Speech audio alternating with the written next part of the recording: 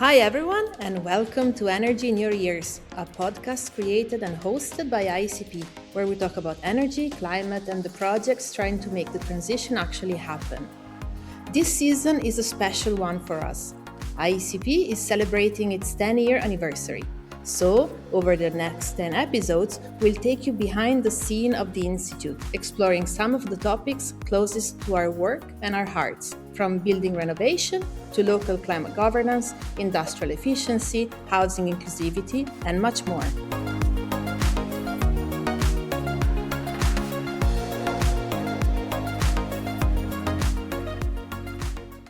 Hello, I'm Giulia Pizzini, Senior Expert at IEECP, and today I'm joined by someone who knows the Institute better than anyone, our founder and Managing Director, Vlasis Oikonomou.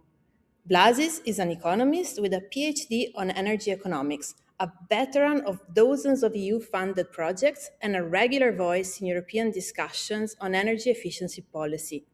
Over the years, he has contributed to the development of several energy and climate policy instruments and authored numerous publications in the field.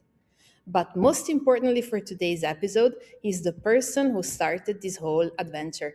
Vlasis, welcome. So let's start from the beginning. What made you decide to create IECP in the first place? Hi, Julia, and hi to our listeners here in the podcast. So, the story of ICP goes back almost 10 years ago when I was then finalizing my PhD in the University of Groningen in the Netherlands, and I was working in the Joint Implementation Network on European projects. So, then we started having some open discussions with several colleagues across the EU, and we realized that there was a need back then for a type of interdisciplinary institute which could carry out some research work aiming at mainly policymakers. First of all, we need to realize that the period 10 years ago was a completely different period than what it is now, especially for the younger listeners. Research wise, it was much less competitive, so there were several opportunities. And we saw that from the early beginning of ICP, it was quite a successful period as we started getting some interesting projects, which happen to be flagship projects now, coming or joining us still now until 2026, such as Prospect, for example, which is one of the flagship projects now in the EU on peer learning between cities and regions. It started back then. I remember that back then that there was also a lot of enthusiasm from people around as advisors or as research associates to help develop such a research group. And I believe that our strength back then was that we didn't want to bound ourselves in consultancy companies or universities. So, sometimes this timing of decisions is core and is the most crucial factor in how things develop in life in general. Yeah, sounds like a century ago. So when you started IECP, what did you imagine it would become? And looking at it today, is that what you expected? Yeah. The difficulty in all these research groups that are hundreds around the world, especially in our fields of energy and climate, and there are quite large groups and smaller groups all trying to pursue similar types of projects. There is always a dilemma that how we can translate the research outcomes to policy narratives. And I believe that this is the point where we also consider it quite a lot and we still discuss a lot, is where the decision has to be made on moving towards, let's say, the direction of lobbying for policy causes or try to retain a bit of scientific objectiveness on that. From our perspective, after again several discussions, we have preferred to maintain this type of independent research position we have. And I believe that this can spur further dynamism in the group. There are several opinions, of course, within the group about policies, about effectiveness, about if energy efficiency is a solution, of renewable energy solution, or what type of else. While our public opinions originate only from our studies. So I would say that in terms of the size and where we were and where we've been, is that we are very much dependent on the types of projects we implement and the needs we want to cover in the research world. Um, we try to develop research teams, and that's why we have clusters for our friends and followers who collaborate with us. Each cluster has a specific topic or a broad set of topics. So there's one cluster on industry and SMEs and all this industrial decarbonization. The second cluster is on cities, regions, adaptation and resilience parts. The third cluster is on all the energy efficiency aspects in energy efficiency policy, and also all the social dimensions of the energy transition. And the fourth cluster is on buildings. And of course, next to us and parallel to us, there is a very strong communication team that supports us in all the communication work. The aim then for us is to develop research teams which all evolve based on the research trajectories that come up. You know, research is never static, it's always dynamic. And we try to cross fertilize the lessons we learn between all this broad group and also with our followers and friends and collaborators in other universities and research groups from these projects. Thank you, Vlasis. So let's say that the Institute has two main areas of action, which are policy and research. Let's focus a bit on the policy aspect. You've been following the development of the European climate and energy policy for many years, well, 10 of ICP and before, I guess. But if you look back at the last decade, what are the biggest shifts you've seen? And starting from that, looking ahead, where do you think Europe is heading next? That's a nice, and it's a bit of self-criticism and a bit of criticism on what is developing in the policy world. So, if we go, let's say, 10 to 12 years back, there was a strong climate policy concept across all the research world and across most of the projects funded. From this strong climate policy in the past, we got actually to a more concrete framework in the energy policy in the EU in the last 8 to 10 years from the Green Deal and so forth, and all this and all the new legislation that spurred from the difficult and important, of course, aspects of complicated EU legislation. Now, the climate ambition remains strong, albeit it's very much debated. We see it nowadays, and it's important that we maintain this type of ambition on a global scale because EU is not alone.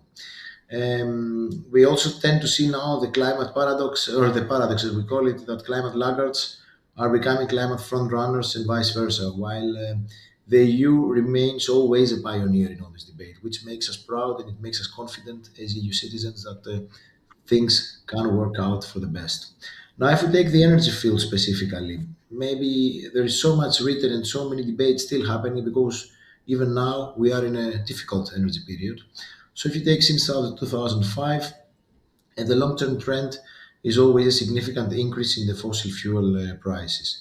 There's always ups and downs, as like in normal prices, from geopolitical conditions, from the supply side and economic cycles. But overall, we have this increasing trend, which will keep on going like that. Don't forget that now, that the time that this podcast is being recorded, we are in the center, we're in the beginning, I would say, or hopefully in the center or towards the end would be ideal, of the second energy crisis within the same 5 years, which is not because of the green transition, as opponents of the climate policy tend to say, but exactly because of the fossil fuels. And this would mean practically that energy transition should move at a faster rate and to reduce all these lock-ins of countries and societies in fossil fuels in unstable conditions. Let's say that we can, even if is not still a primary concern for all of us, and even for the politicians, if we go to this debate, affordability of basic goods such as energy, water, housing, transport should always be at the core of the policy agenda. Nowadays, we have shifted the focus from pure climate policy to competitiveness, which is fair, of course. It's a dogma, it's a dogmatic type of discussion. We have always to realize that competitiveness is not enough to cover the affordability of goods, as we can even maintain our competitive advantage if we bring down our energy costs through clean technologies. This is a win-win effect, and we don't need to cut down labor costs, which practically would decrease the disposable income of the European citizens. So this part, I would say that we have to link this debate of the energy transition from the affordability also to the solutions. And one of the most prominent ones that personally we tend to work on more is the energy efficiency. We strongly believe, and what we see is that from all our work, that energy efficiency can play and must play an important role in all the scenarios we now have, from the NECPs up to all the climate and energy scenarios from countries, cities, regions, from 2040 onwards, as practically by reducing structurally our demand without impacting our lifestyles, we can have a regulating force against all the external price shocks what we face now. And this can actually contribute to the energy security and sovereignty, which is, in essence, the core part of the modern EU architectural and in the policy. There are several other technologies next to the renewable energy supply systems, which is the second pillar for the energy transition, which are now being very much debated, like CCUs, advanced nuclear, the MSRs, and all that. There can always be a counterbalance to more fossil fuel imports, all right, in the energy system.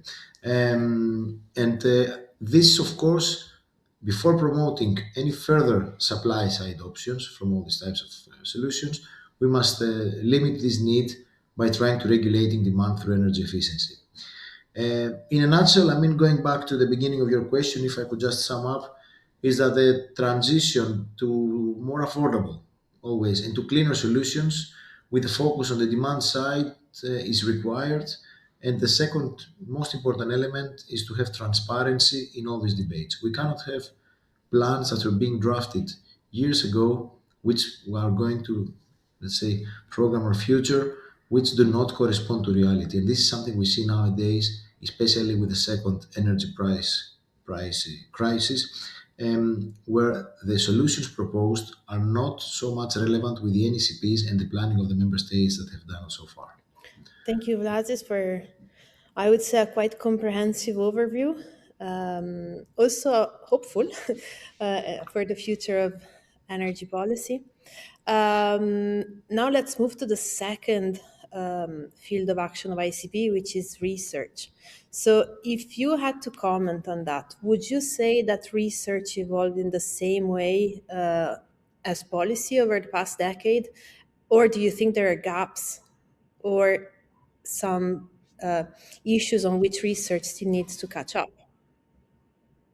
Yeah, research. So actually, I would say it goes hand in hand and goes in parallel with the policy needs and the agenda in the EU. If we start from the past and from the people that are more or less working for more than 20 years or 25 years in the research field, the previous programs or the known programs were the FP6, Framework Program 6, Framework Program 7, Intelligent Energy Europes, and then they moved on to the Horizon 2020, live programs in the Horizon Europe. This is kind of the flow of the types of programs that we used to have over the last 20 years. These are the core funding sources, of course, for most of for a large majority of the European research institutes on universities and privates. What we see there in all these topics that they are evolving, and although sometimes the solutions that are provided by the projects are not put in place yet in the market. So maybe more research should be granted on how actually to put all these core ideas and solutions in practice. To me, if I could, from experience and from what I've seen over the years, that research perhaps should support more the piloting of these solutions. There are several examples like that, which we have, like, for instance, the positive energy districts or other things in industrial decarbonization, as we are not yet in a position to claim that we all know how to implement them. So the ideas are there, there's a lot of text written, but I believe that we are not yet in the market ready to say that these are the enabling conditions how to implement things. So perhaps prioritize the ones that are in the very early stage, like, or for instance, in the buildings, we have the smart readiness indicators. And the second part of the research, more nowadays, could be to upscale to larger outsets that tested and verified solutions. So once we have ready solutions, practically where we should be at the point where the research should finance how to further deploy these existing solutions to broader cities, regions, countries, whatever type of settings it is. Now, topic-wise, I would say that we have moved from these traditional types of policy projects, like in the past it used to be from due to the climate, of course, policy debate. It was to be the emissions trading scheme, the first one, the ATS1, or other market-based instruments in the climate policy, especially from the FP7 period. And now we're going to more complicated policy aspects in research, focusing actually on how to implement, for instance, specific articles in directives in the EU legislation, like what we do in our work in ICP a lot with the Energy Efficiency Directive, which has to deal with energy savings, energy poverty, industrial decarbonization, and so forth. And actually to test also new technologies like RES, and others that are linked and outside of the built environment. So you see that the research now is getting more multidimensional and more complicated, which is the beauty, of course, of it. Then the other part, if you compare the research to the policies, that research can now also focus on using lessons from past evaluations of policies practices to design new policies, and even in the existing current policy framework. In the past, we didn't have a lot of evaluations. We did not know the outcomes of specific policy instruments. Now there is so much knowledge gained that we should be able to use that, capitalize on that, and start making new research trajectories to discover how to adapt new policies in the new actually climate or energy policy sphere. We could take, for instance, stock from work carried out in the last year's social climate plans, or to deal with the sufficiency debate and take stock from that to develop new policies.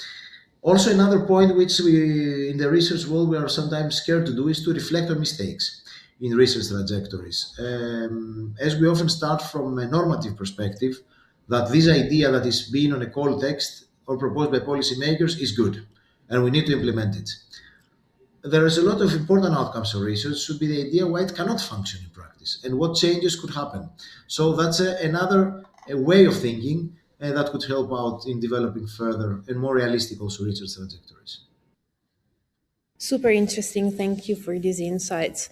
Looking ahead to the next 10 years, what do you see as the biggest challenges for the energy and climate transition? And which of those challenges worry you the most? Yeah, I think coming to the last year of 2025, 2026, due to all this geopolitical and the new policy debates and all that, we see that there is a spread of misinformation. And there is a lot of climate negationism, so a lot of opinions against climate change. We start working on that too, and I'm pretty see that there is a direct not, I would say, nice link between policy and citizens on that. This actually is very important to work on and try to work on a pure scientific basis to prove the legitimacy of the policies. A second thing I see that will happen in maybe not even in 10 years, even much less than that, but we have to be prepared, is the use of the AI.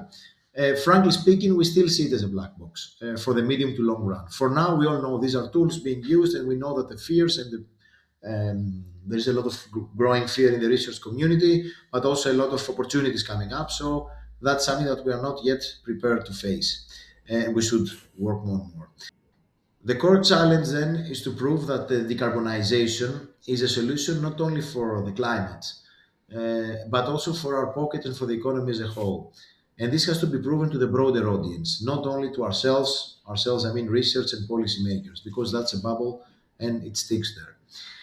This proof actually has to come from very clear, demonstrable examples to everybody. It can be even in the local neighborhood level, or it can even be in small companies.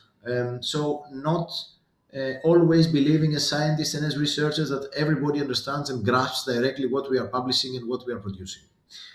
Take, for example, the heating system in our homes, which is all this long debate happening for many, many years now, from oil to gas and now to heat pumps.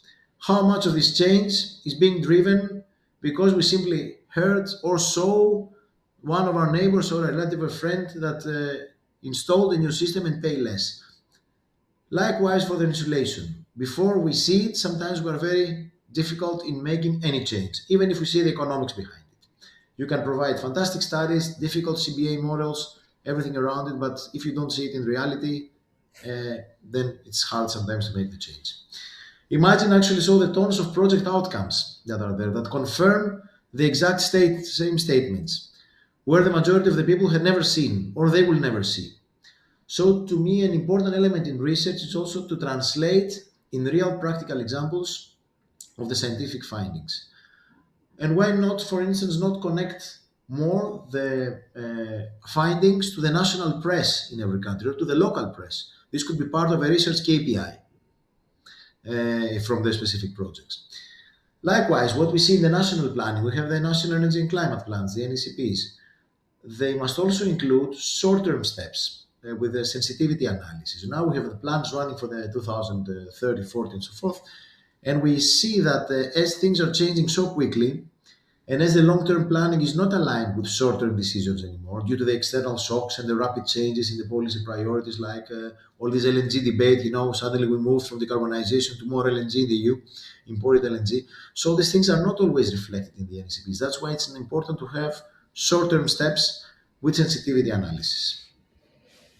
Thank you, Vlasis. I think that you touched upon some very important points, and very close to my heart is also the gap between where science is produced and citizens. So the implications on real life and fighting, in a way, all of the different sources of misinformation that are out there, always ready to fight against, let's say, what we are here trying to advocate for. Um, Thank you very much. Let's not focus back on IECP. So we said it's 10 years. What are you most proud of in this last 10 years? And was there a moment when you realized the institute had really made an impact? Yeah, due to the multitude of projects that we're working on and from different angles and different fields, it's quite hard always to see, even and for me sometimes to understand all the things that we're doing. I have to be frank on that. So if we start from the industrial parts, for example, the project industrial ones, we see that. What we our projects are actually helping indeed the green transition in specific sectors, in businesses, and in these 10 years we saw projects that deal especially with the small businesses to large industry, to try to enable the implementation of energy efficiency investments.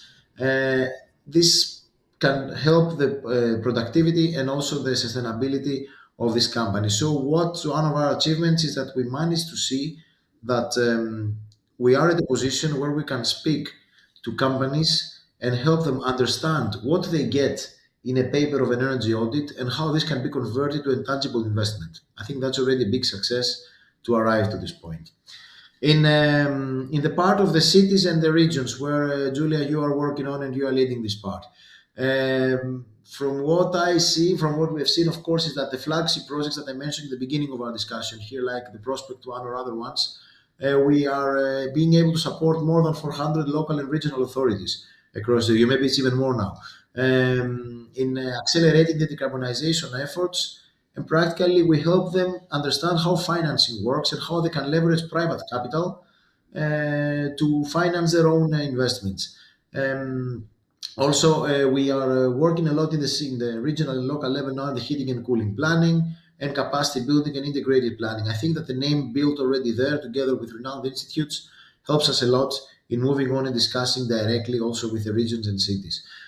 Next to it, of course, we are also having a flagship and important projects on the resilience aspects of this energy transition and the climate transition in general, which I think this was a new dimension in our work, which started like 4 or 5 years ago. And it's important that we are in this part and we are developing more our knowledge so on resilience and adaptation. Now, another element I think that we grasped and we are quite happy in dealing with that is the multi-level governance part. So in the mitigation aspects, we supported the European Commission in implementing the Article 11 of the governance regulation. Also operationally through projects. I mean, one of them was the NECP platform, and of course through evaluation of policies. In adaptation, we are contributing to the multi-level governance aspects on one of these projects, the adaptation hubs, and we try to establish their multi-level governance frameworks for climate adaptation in the EU. And then, as I said, it's one of these important flagship projects, the Resilience Plus, which supports the mission adaptation.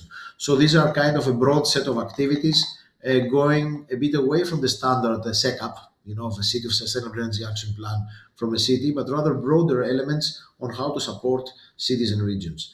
In the field where I am more comfortable with, let's say, it's in the energy efficiency aspects now, the energy efficiency policy sphere. We coordinated over the years several EU-funded projects to assist member states in implementing the energy efficiency directive and more focusing on the energy efficiency obligations and this energy efficiency first principle. This, of course, developed into service contracts to the European Commission, where we did a bit more hands-on work with the member states. We are also in a position now that we have screened a lot and we can analyze policies in this field, and we can support cross-country experience sharing through case studies, fact sheets, workshops. And for instance, we're also working with Odyssey Muir, which is one of the most famous EU projects, more than I think 33 years of history. Um, Another element in this debate is that in the same field actually is the social dimensions of energy transition, which are super complex and we all know about it. And this goes to the energy poverty and vulnerability. This is a core work we've been doing the last 5 years in ICP, and we work intensively in the, for instance, now with the forthcoming social climate plans.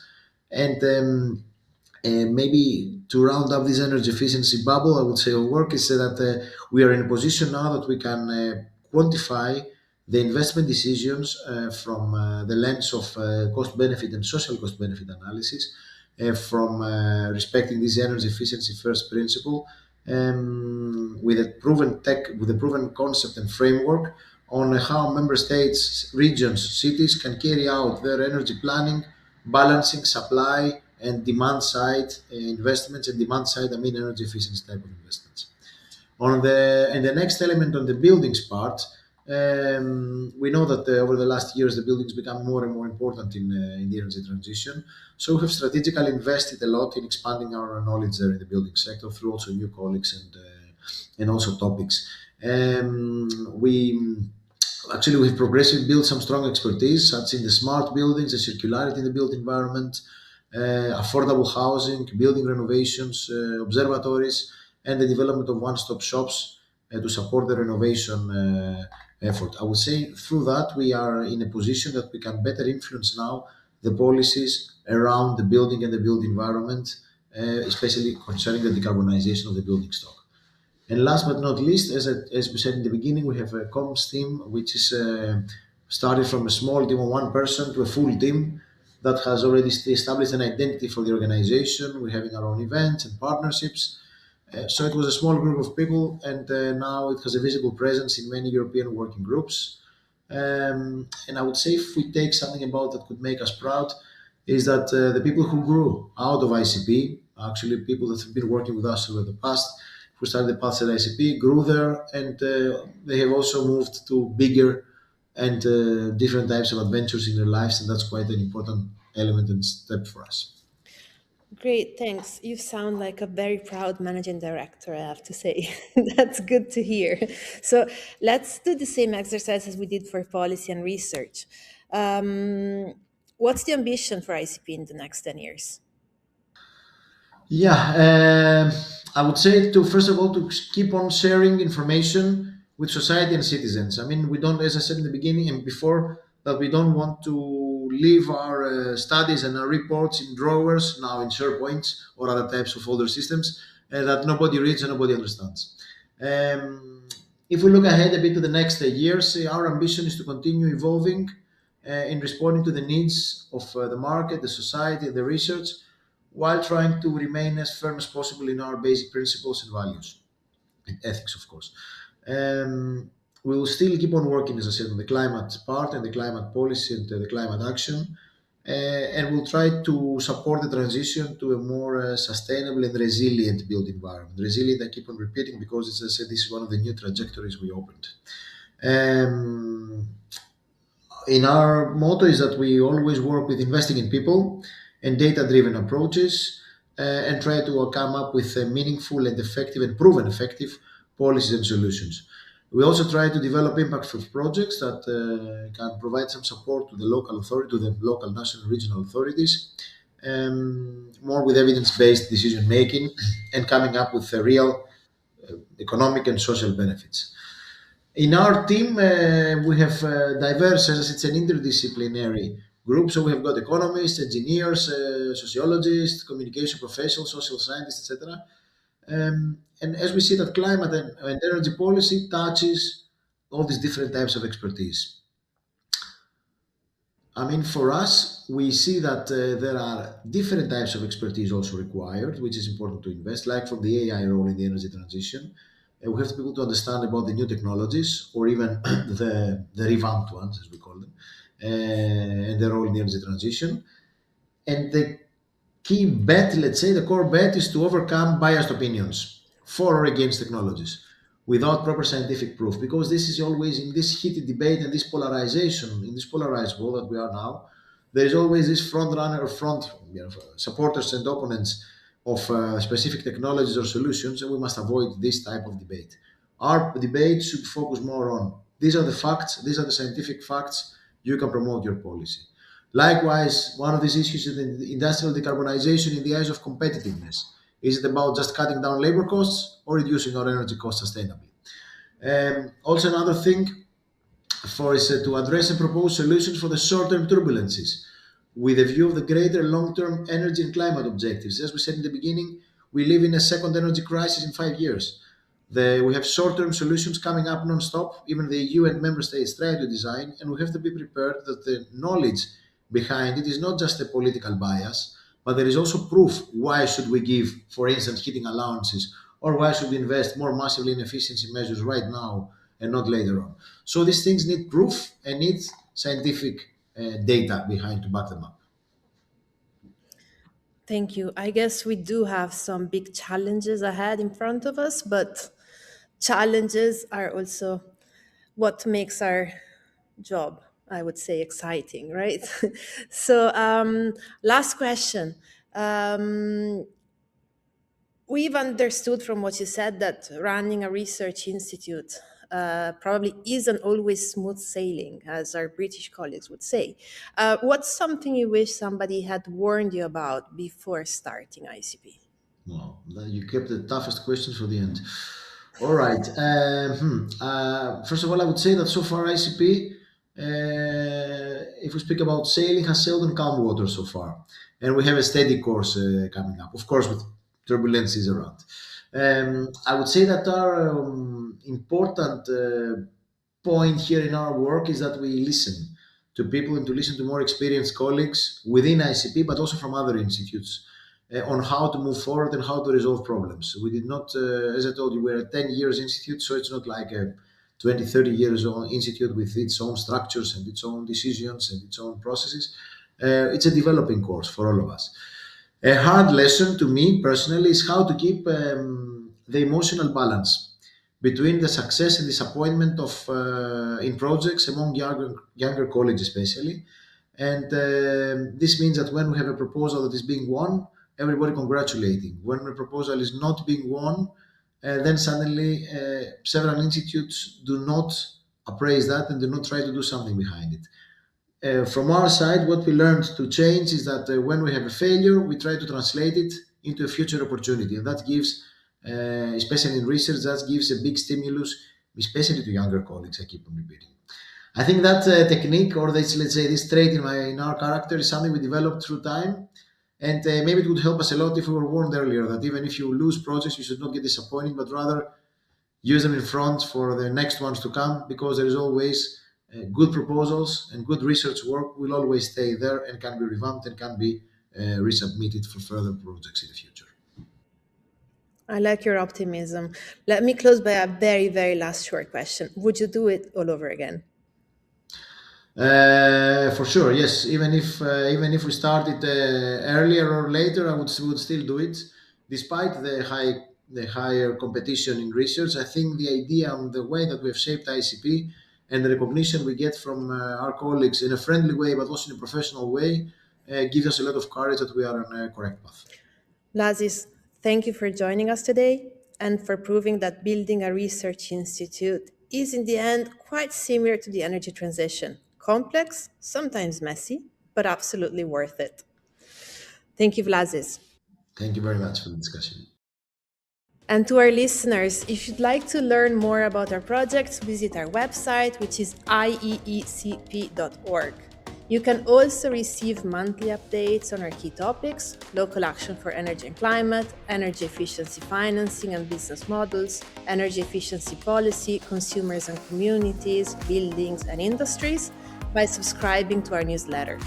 In our next episode, we'll explore the story of Odyssey Muir, take a peek at the key insights from 30 years of monitoring energy efficiency policies and indicators across Europe, and see how 3 decades of data can help shape smarter energy policies for the future. Thank you for listening and stay tuned.